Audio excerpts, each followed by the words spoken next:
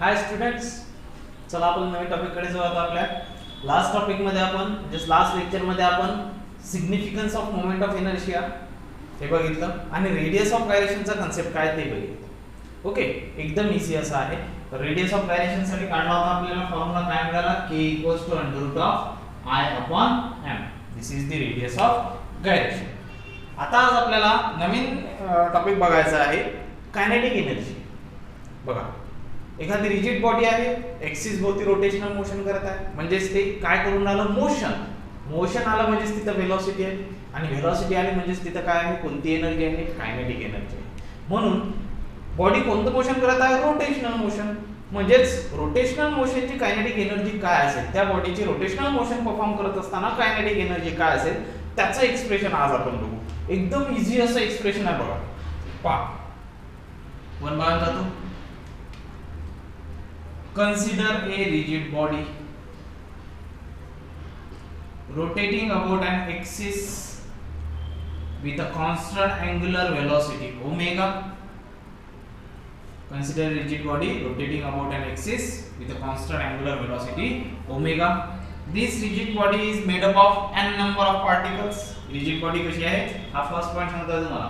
This rigid body आणि axis of rotation भोवती फिरत आहे. सेकंड पॉइंट काय, this rigid body is made up of n number of particles having masses m1, m2, m3 up to mn.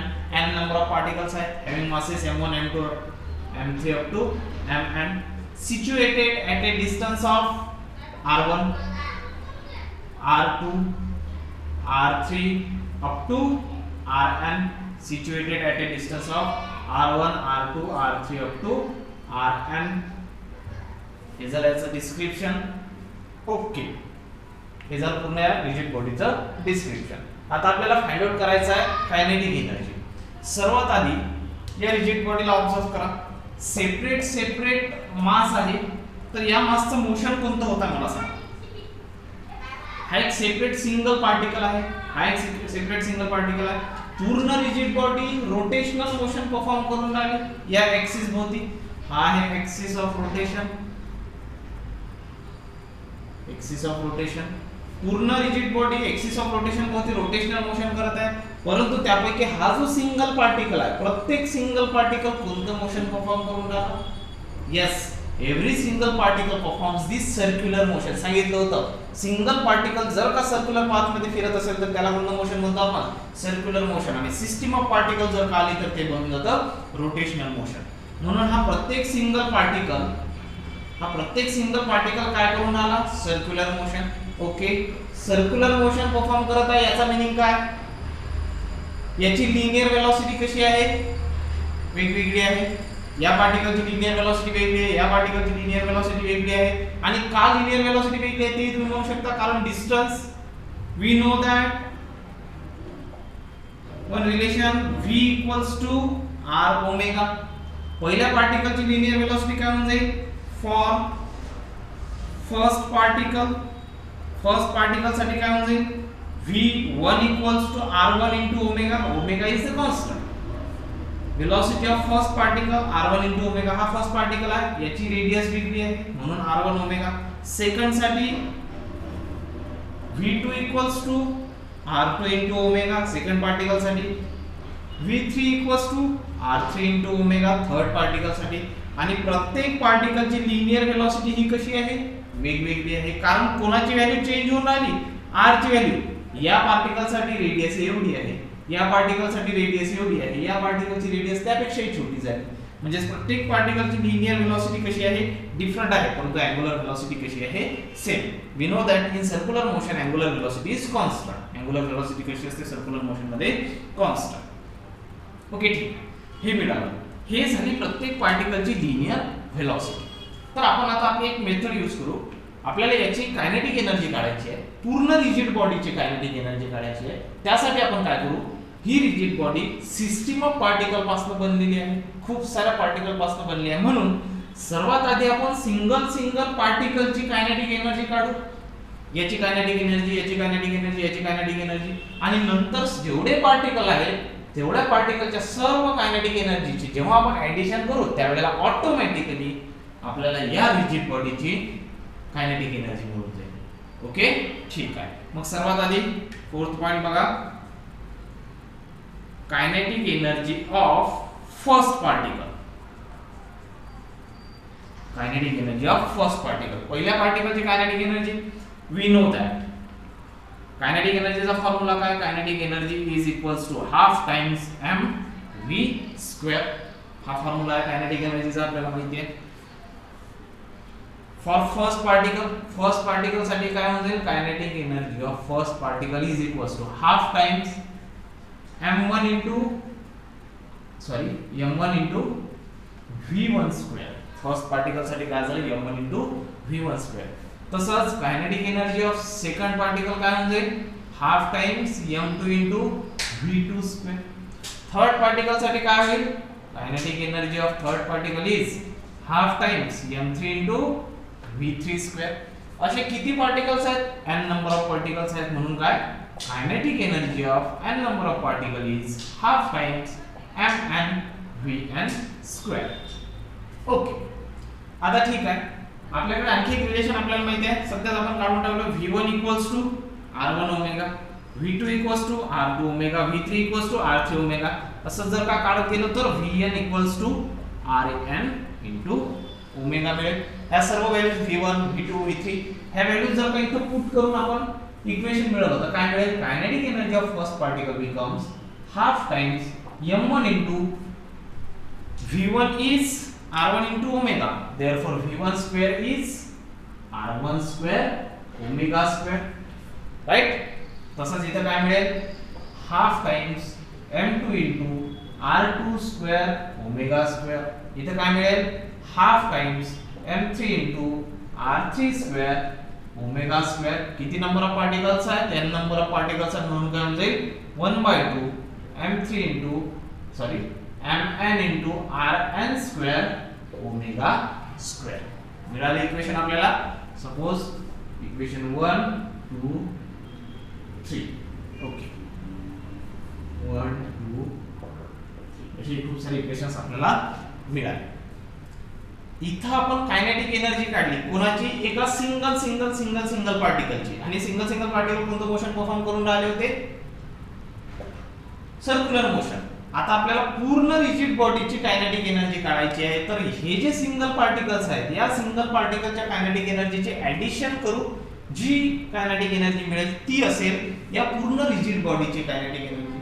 मग आता ही पूर्ण rigid बॉडीची kinetic energy आहे, म्हणून या कायनेटिक एनर्जीला मी काय म्हणतो?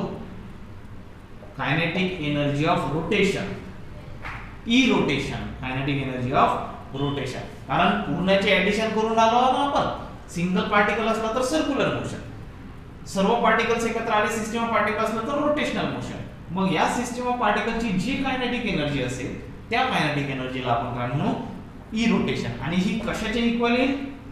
Kinetic energy of first particle plus kinetic energy of second particle plus kinetic energy of third particle plus and so on kinetic energy of n number of particles. Okay, ठीक आहे. मग काय मिळेल तुम्हाला? Therefore E is equals to first पार्टिकलचे कायनेटिक एनर्जीचे expression काय आलं? पुट करा. Half times m1 r1 square omega square plus kinetic energy of second particle is m2 r2 square omega square plus half times m3 r3 square omega square plus and so on half times mn rn square omega square. मिळालं हे equation. आता या इक्वेशनला simple solve करा. काय मिळेल? E is equals to काय common निघतं पहा? हाफ आणि ओमेगा स्क्वेअर. इथं पण आहे half omega square, half omega square. प्रत्येक टर्म मध्ये काय? Half omega square. म्हणून हाफ ओमेगा स्क्वेअरला काढलं कॉमन. ओके, आता ब्रॅकेट मध्ये काय राहील पहा? m1 r1 square plus m2 r2 square plus m3 r3 square plus and so on mn rn square. Right?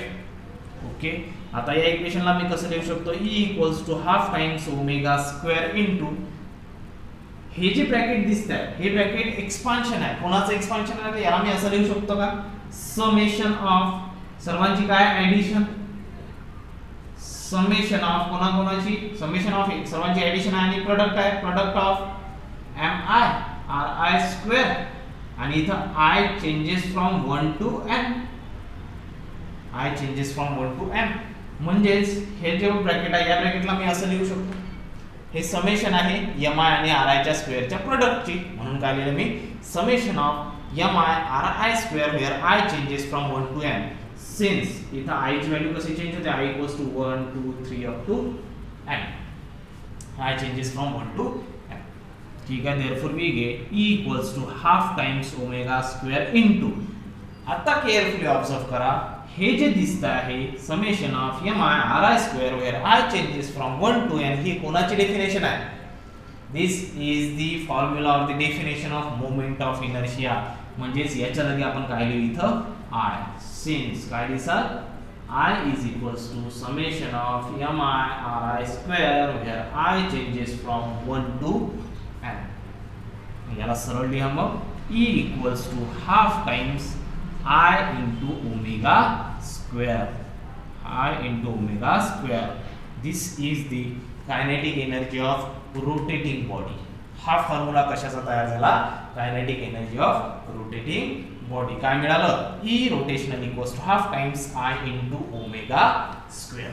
बघा एकदम इझी असं एक्सप्रेशन आहे, सिंपल आहे, काहीच नाही केलं आपण, प्रत्येकाची सेपरेट सेपरेट कायनेटिक एनर्जी काढली आणि सर्वांची ऍडिशन केली, तुम्हाला पूर्ण रिजिड बॉडीची कायनेटिक एनर्जी मिळाली. आणि आता तुम्ही जर का या दोन फॉर्म्युल्याला कंपेअर करसाल, पहा in linear motion, linear motion मध्ये एनर्जीचा फॉर्म्युला काय, कायनेटिक एनर्जीचा formula E is equals to half times mv square, kinetic एनर्जीचा फॉर्म्युला. आणि तेच जर का इन रोटेशनल मोशन बघितलं तर, in rotational motion, rotational motion मध्ये आहे E रोटेशनल म्हणून, इथे लिनियर म्हणा, half times I into omega square. पहा एनालॉजी क्लिअर दिसते तुम्हाला, हाफ हाफ आहे.